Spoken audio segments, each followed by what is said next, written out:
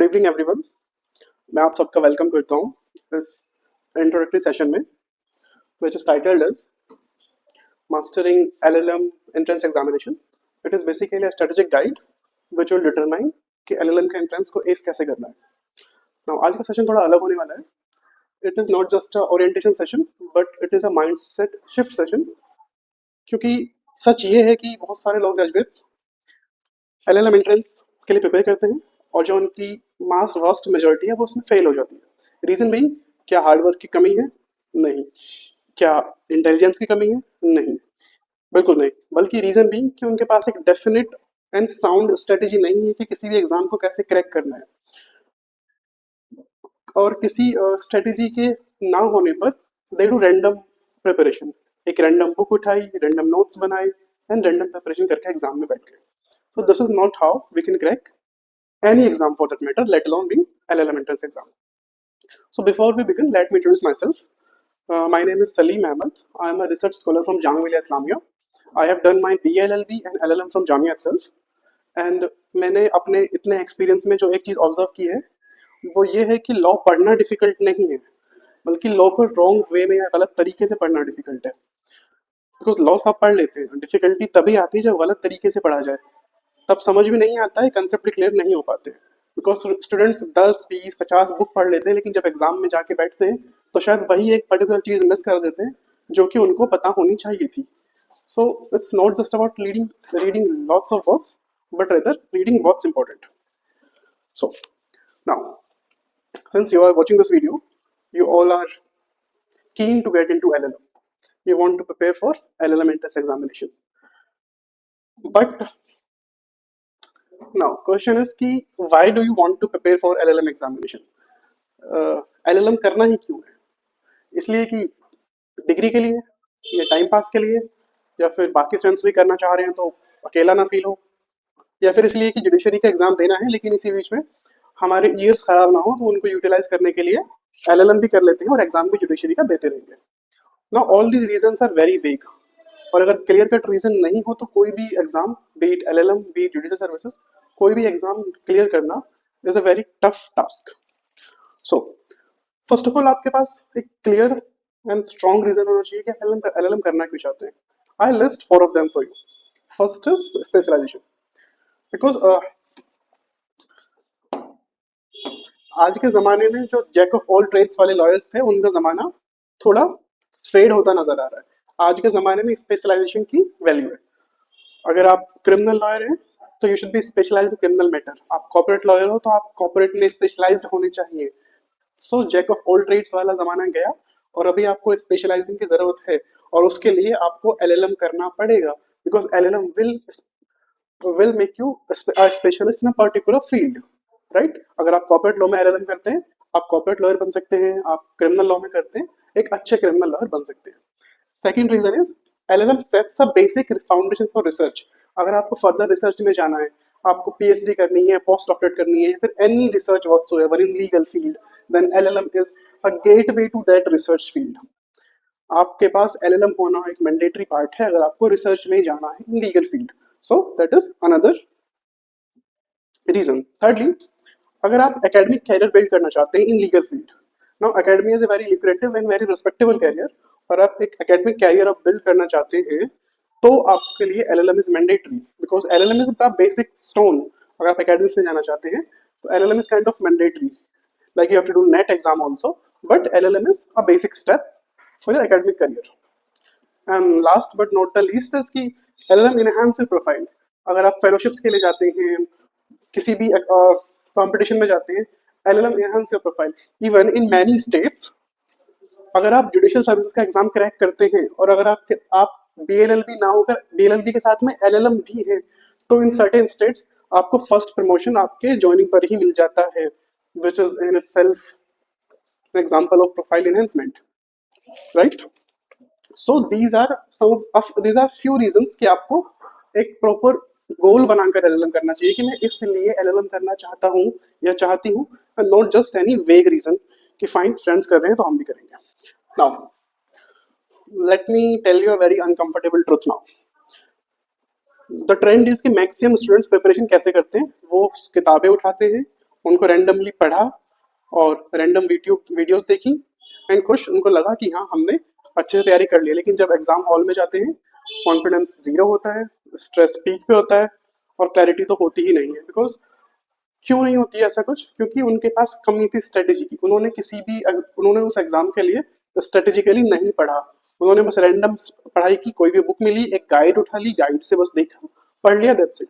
But this is not how things work. आपको एक strategy के तहत पढ़ना होता है। Any exam, any entrance exam, let alone LLM entrance exam, it is not about how much you study. It's about what you study and how you study, in what manner you study. So कि हमें strategy कैसे बनानी है उसके लिए ज़रूरी है कि हम एग्ज़ाम का पैटर्न समझें। नाउ एग्ज़ाम का पैटर्न समझने के लिए हमें ये समझना होगा कि जो उसके कोर सब्जेक्ट्स जो पूछे जा रहे हैं उनका डिस्ट्रीब्यूशन कैसे है, उनके क्वेश्चंस किस किस तरह से आ रहे हैं। दूसरा कि हमें सब्जेक्ट वाइज एनालिसिस करनी होगी, कौन किस सब्जेक्ट कितने डीप से पूछा जा रहा है। क्या जुरिस्प्रूडेंस ऊपर ऊपर से पूछा जा रहा है, क्या डीप में जा रहे हैं, क्या आईपीसी के बस सेक्शन पूछे जा रहे हैं, क्या कॉन्ट्रैक्ट के बस सेक्शन पूछे जा रहे हैं, क्या वो डीप में जाते हैं क्वेश्चंस में। तो वो हमें सब्जेक्ट वाइज एनालिसिस करना होगा। एंड थर्डली पैटर्न रिकॉग्नाइज करना होगा कि क्वेश्चंस किस तरीके से पूछे जा रहे हैं। क्या सिर्फ केस लॉ बेसिस क्वेश्चन है, क्या इंडेक्स बेस्ड क्वेश्चन है। इस तरह से हमें पैटर्न भी रिकॉग्नाइज करना होगा। बिकॉज द फैक्ट इज कि ये जो एग्जाम है एलएलएम का, it is not random. It follows a clear structured subject distribution that can be analyse, that can be predicted. आप उसको एनालाइज करके प्रिडिक्ट कर सकते हैं कि अगला जो पेपर आएगा वो किस तरह के आने के चांसेस हैं। So understanding the exam pattern is first step कि आपकी स्ट्रेटेजी तैयारी की किस तरह से बननी चाहिए। Now since this since this course is focused for Jamia and AMU LLM, uh, let me tell you कि इनका सिलेबस और पैटर्न किस तरह से चलता है। As far as AMU is concerned, AMU में 100 एमसीक्यूज पूछे जाते हैं टोटल में। इनका सिलेबस होता है क्या? Constitutional laws, criminal laws, commercial laws यानी कि contract act and companies act वगैरह, family laws, Hindu Muslim law, jurisprudence, environmental law, law of laws, labor laws, and other contemporary legal issues. Now, when we come to Jamia, we have this AMU this AMU entrance is of 100 marks, objective. लेकिन जब जामिया में आते हैं, जामिया का जो question paper है वो 200 marks का होता है। इसमें 140 मार्क्स के हमारे एमसीक्यू होते हैं। इन 140 एमसीक्यूज में 40 एमसीक्यूज हमारे जीके और इंग्लिश के होते हैं। ये जीके नॉर्मल जीके भी होती है और लीगल जीके भी होती है, ठीक है। बचे हुए 100 एमसीक्यू हमारे लॉ के होते हैं। ये लॉ, यही law, this portion. And one more thing, generally LLM exams में प्रोसीजरल लॉज नहीं पूछे जाते हैं except for 2024 Jamia LLM entrance examination. किसी भी एग्जाम में प्रोसीजरल लॉज नहीं पूछे गए। प्रोसीजरल यानी कि BNSS और भारतीय साक्ष्य अधिनियम and this civil procedure code, ये तीनों लॉज एलएलएम एंट्रेंस में नहीं आते हैं। सो 100 एमसीक्यू लॉ के। इसके अलावा 6 क्वेश्चन आते हैं, 10 सब्जेक्टिव क्वेश्चन आते हैं और उनमें से आपको 6 अटेम्प्ट करने होते हैं। ईच क्वेश्चन कैरी 10 मार्क्स, यानी कि 140 मार्क्स के हमारे एमसीक्यू और 60 मार्क्स के 60 मार्क्स के हमारे subjective questions. So this comprise 200 marks. This was Jamia syllabus up to now. But इस साल जामिया ने एक इंटरव्यू पोर्शन ऐड किया है। नाउ अभी तक कोई क्लैरिटी नहीं दी है जामिया ने कि जो इंटरव्यू के मार्क्स होंगे वो कितने होंगे, उनका वेटेज क्या होगा और वो क्या इंटरव्यू क्वालिफाइंग होगा या फिर उसके मार्क्स होंगे वो कितने होंगे, ये अभी तक क्लैरिटी नहीं है।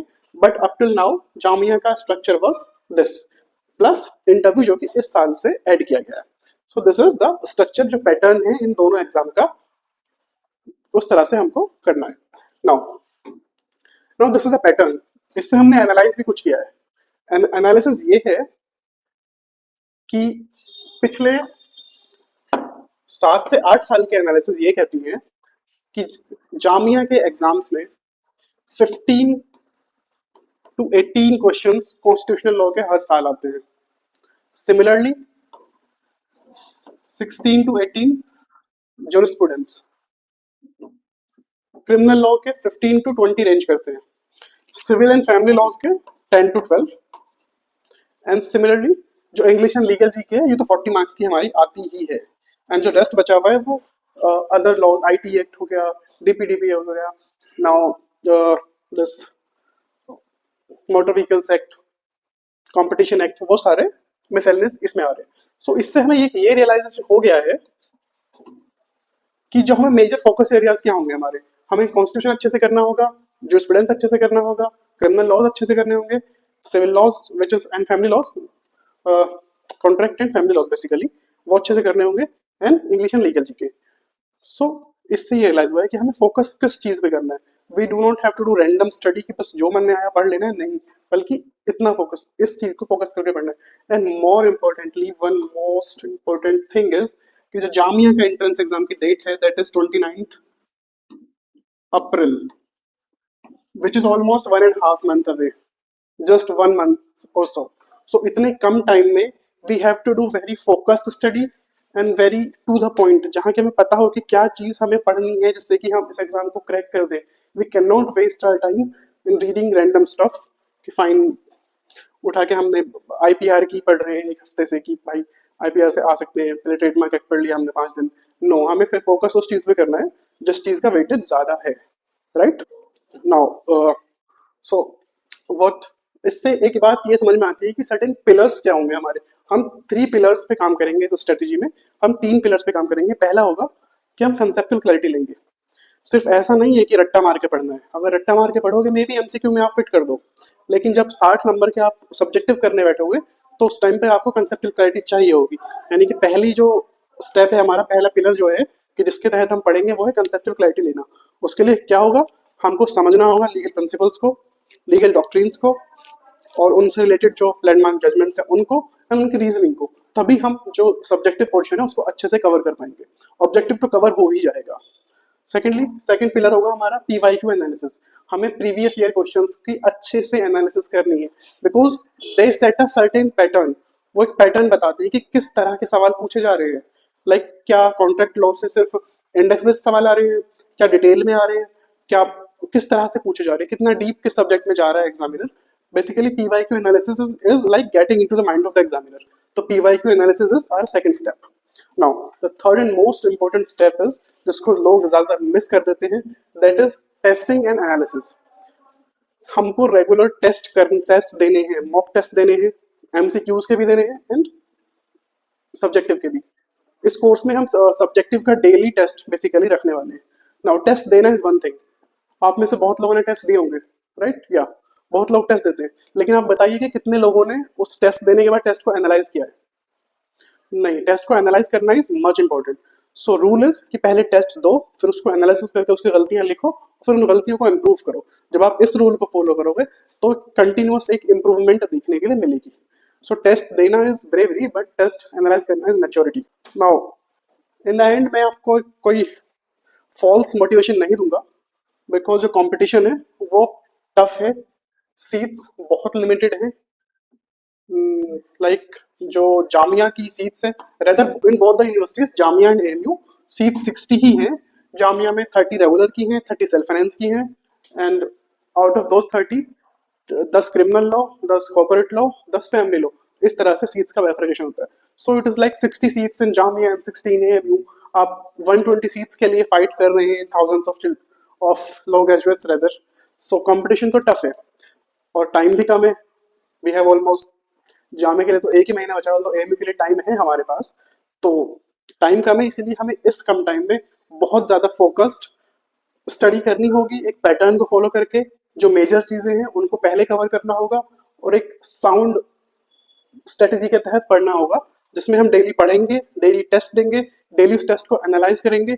वो टेस्ट ऑब्जेक्टिव भी होगा, वो टेस्ट सब्जेक्टिव भी होगा, जिससे कि जब आप 1 महीने बाद या 2 महीने बाद जब जामिया या एएमयू का एंट्रेंस देने जाएं तो वहां पर आपको एलियन फील ना हो, बल्कि आपको लगे कि you have been through this, you have done this. So अब इस आपने जो सिलेबस, जो हमारा ये कोर्स है, this is juris 1.0 2026। This batch is for Jamia and AMU LLM. इस कोर्स में हम सब्जेक्ट वाइज कवरेज करेंगे। This is for online batch. Online batch में हम लाइव एंड रिकॉर्डेड क्लासेस में सब्जेक्ट वाइज कवरेज करेंगे, जो कि मेजर फोकस एरियाज है उनसे स्टार्ट करके माइनर पे जाएंगे, जिससे कि एक जो मेजर चंक है वो जल्दी जल्दी खत्म हो।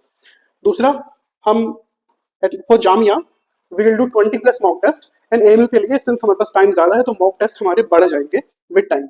एंड फर्दर जामिया के लिए डेली सब्जेक्टिव टेस्ट भी होगा।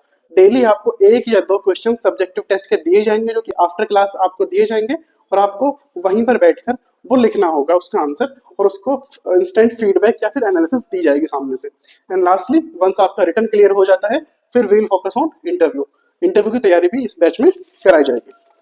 सो this is our online batch which is priced at 9,999।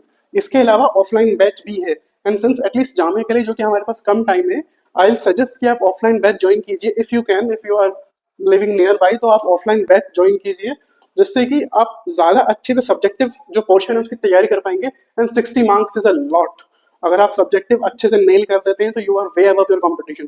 तो अगर आप ऑफलाइन बैच ज्वाइन करते हैं तो ये आपके लिए ज़्यादा एडवांटेज होगी, बिकॉज इट्स अ फैक्ट कि ऑनलाइन बैच थोड़ा लेट बैक बैच होता है, एंड एटलीस्ट सब्जेक्टिव में आप इतने अच्छे से नहीं कर पाएंगे। सो आई विल सजेस्ट कि since time is of essence कि आप ऑफलाइन बैच भी ज्वाइन कीजिए।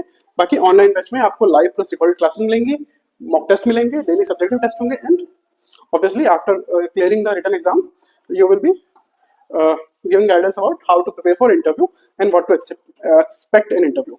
So that's all from me, and thank you everyone for joining, and hopefully we'll ace this exam by focusing on the core areas and doing it strategically. Thank you.